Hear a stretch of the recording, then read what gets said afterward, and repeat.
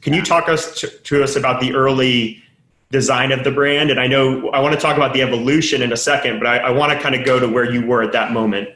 So I have been coaching CrossFit for about 7 years, and that's what I knew. And so for me, though I had branded, I was like, there was a thought in my mind that was like, be open. So brand as Roxfire Fitness, but also affiliate. So I affiliated as RF1 CrossFit. Okay. And so I started out as a CrossFit gym, which in hindsight, I have a 1,500 square foot space plus barbells does not a CrossFit gym make. But that's where I started because that's what I knew and that's what was comfortable for me, that I knew that I could excel or succeed at and could crush at. So that was the original idea with Roxfire. Nice. And how long did you only keep the affiliate for a year? And then how quickly did you evolve out of what you would consider that box of CrossFit? So it was actually the end of last summer is when I was like, let's go back to the drawing board. Because what I found was I would have CrossFitters come try my gym out, but for them, it didn't feel like a CrossFit gym. And the way that I was doing things and how I approached stuff, I think for them, it was like, oh, this doesn't feel like CrossFit.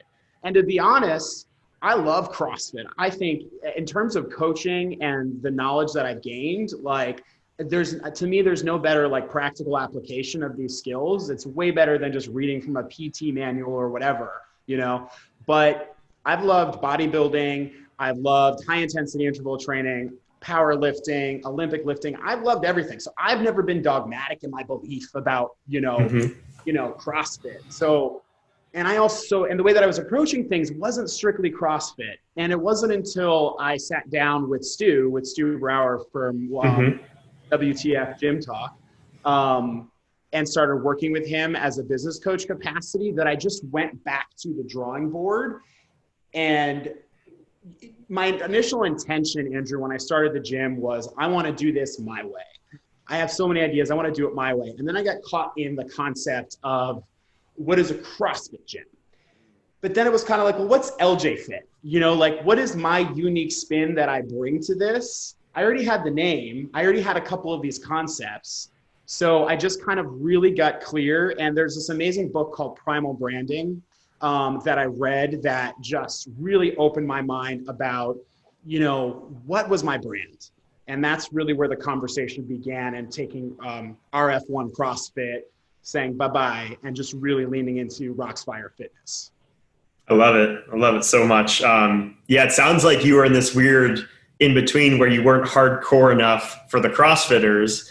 You also had really bad operational capacity trying to use barbells in a 1,500 square foot space. But then you're too hardcore for the general public, or maybe not too hardcore, but just disconnected from what they're actually trying to get when they walk into the gym. All the objections, the CrossFit objections, just because of the brand identity for a lot of people isn't very positive, especially for people who just are looking to get fit. They're not necessarily CrossFitters, even though we all know CrossFit's an amazing way for people to get fit, and you don't have to get injuries doing CrossFit.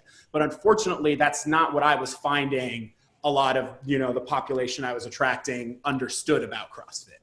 Yeah. Yeah. And I love that you've had this open-minded belief about fitness, because I've very much been the same way. My background's in sports. So it was like, okay, when I grew up, it was like, well, what's going to get me better at this sport? And I tried a lot of things as a byproduct of that. And then finding CrossFit, it was just another tool. It wasn't, it was the holy grail in some sense, in the sense that it caught my attention enough to start a business around it. But I never felt so attached to it that it was, what CrossFit says is the only path. So how has your programming shifted to encompass sort of LJ's view on fitness? So what essentially I did is I had started working with this superhero idea. So I had somebody do a mural outside my building because I live in Flagler Village in Fort Lauderdale, which is kind of an up and coming artsy type neighborhood. So I got a mural done of these superheroes because I've always loved superheroes, and there was something very empowering about it. And so I was like, wait a second, like these superheroes really represent my brand. And okay, if I'm not doing CrossFit programming, what is it that I love that I think people need for fitness? For me, bodybuilding, you know, in CrossFit circles can have a bad rap, but we all know that strengthening your muscles is, you know, part and parcel to injury prevention. Most people come to the gym, or a lot of people come to the gym because they want to look good naked, right? That's you know, they may not say it that way, but everyone wants to look good, right? And for me, bodybuilding has always been, you know, another passion of mine. So I started with this idea, okay, so if I have a class, let's call it build. And what I'll focus on in this class is more tempo, focusing on specific muscles, right, for people. So that was kind of idea number one. And then number two is the high intensity interval. We all know CrossFit junkies love their high intensity interval training, even though we don't necessarily call it that within the CrossFit world. But, you know, it's great for your heart, your anaerobic capacity, 3 minutes on, 1 minute off, that sort of stuff, lighter weights, maybe more body weight stuff. So that became an identity that was Rev. So I had build and Rev.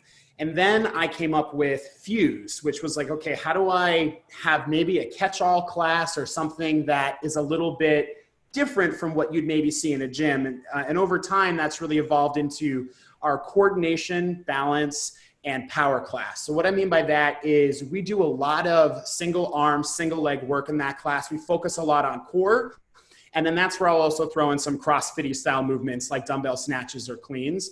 But one of the things that I found missing from, or I find missing generally from fitness programs, is a lack of focus on core and a lack of focus on imbalances. And just kind of tempos. What's that? Tempos. Yes. And just kind of wanted to address that. And that kind of became Rev, Build, and Fuse. And then I had a superhero, or I have a superhero that represents each one of those classes. So that's where I started to, you know, the identity started to become more clear.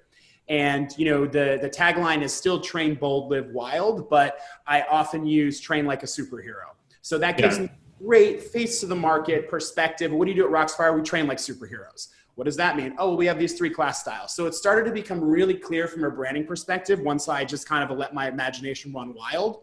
And it, you know, turned into this identity that was so much more sellable and easy to communicate to people than high intensity, you know, constantly varied functional movement at a high intensity, right?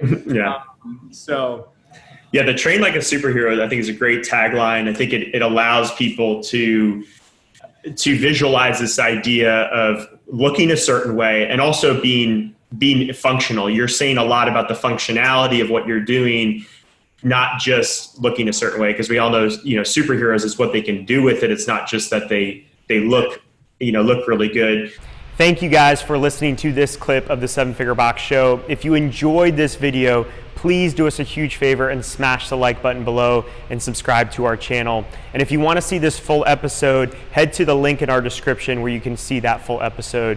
Again, thank you for watching, and we'll see you on the next one.